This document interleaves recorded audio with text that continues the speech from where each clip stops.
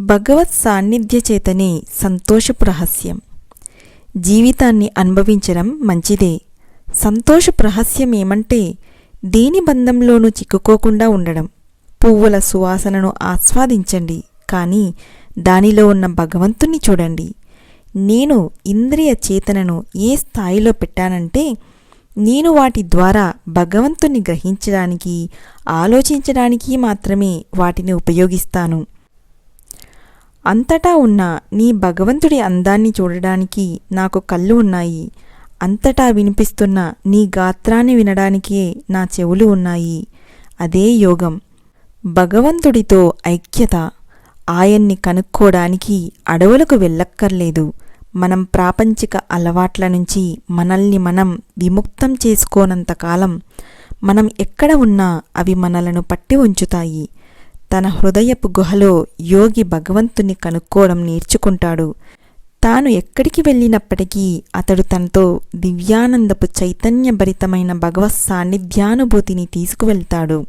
మానవుడు మర్త్యత్వపు ఇంద్రియ చేతనకు దిగజారడమే కాక ఇంద్రియ చేతనపు విపరీత లక్షణాలైన లోభం, కోపం, అసూయ వంటి వాటికి కట్టుబడ్డాడు. భగవంతుని పొందాలంటే మానవుడు ఈ అస్వాభావిక లక్షణాలను తొలగించుకోవాలి. ప్రాచ్య పాశ్చాత్యులు ఇద్దరూ ఇంద్రియ బానిసత్వం నుండి విముక్తి పొందాలి.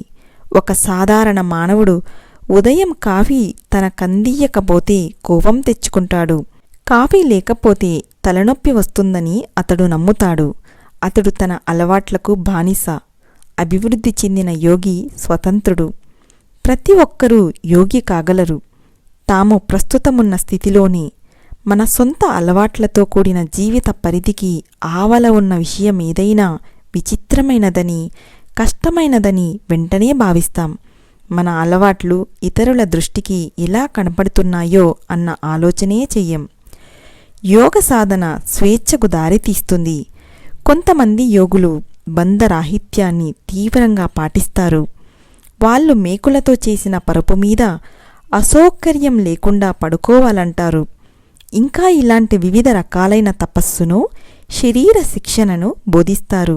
మేకుల పరుపు మీద కూర్చొని దేవుడి గురించి ఆలోచించడం అన్నది గొప్ప దృఢమైన మనస్సును నిజంగానే తెలియజేస్తుంది. కానీ అలాంటి విన్యాసాలు అవసరం లేదు. మీరొక సౌకర్యమైన కుర్చీలో కూర్చొని దేవుడి మీద ధ్యానిస్తే సరిపోతుంది.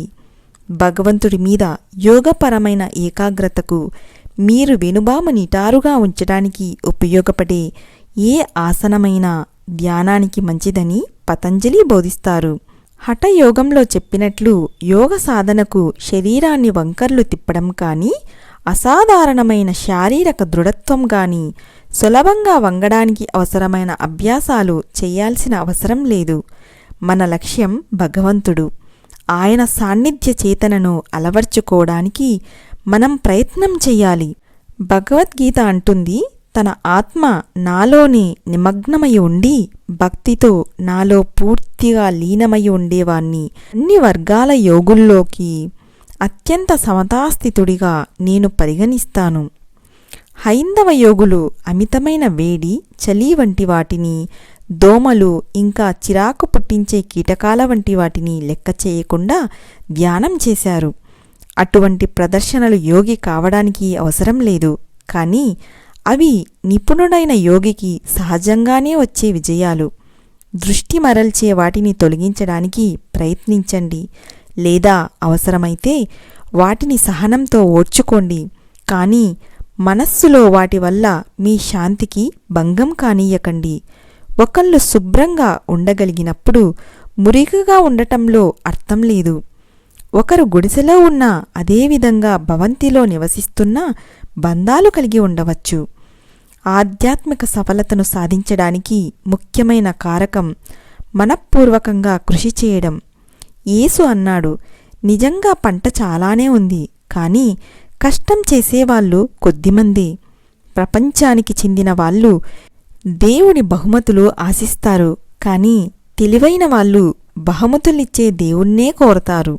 ధ్యానం చేస్తే యోగులవుతారు.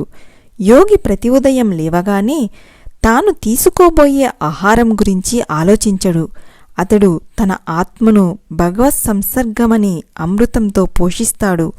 గాఢమైన దైవ ధ్యానంతో నిండి ప్రేరణ పొందిన మనస్సుతో అతడు తన రోజువారీ పనులన్నిటినీ ఆనందంగా చేస్తాడు. ఈ భూమిని ఇలా తయారు చేయడానికి దేవుడికి ఒక ఉద్దేశముంది.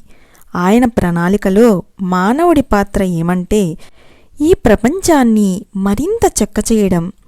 పాశ్చాత్యుడు కొత్త కొత్త మెరుగైన భౌతిక సౌఖ్యాలు పొందడంలో ఎప్పుడూ బాగా కార్యవ్యగ్రుడై ఉంటాడు. అందుకోసం ఏమైనా చేయడానికి అతడు సిద్ధపడతాడు. తనకున్న దాంట్లోనే అతిగా సంతృప్తి పడుతుంటాడు ప్రాచ్యుడు. సాధించాలనే పట్టుదలతో ముందుకు సాగే పాశ్చాత్యుడి స్ఫూర్తిలోనూ, అదేవిధంగా సరళంగా శాంతంగా పోయే ప్రాచ్యుడి స్ఫూర్తిలోనూ, వీరిద్దరి ప్రవృత్తులలోనూ ఒక ఆకర్షణ ఉంది.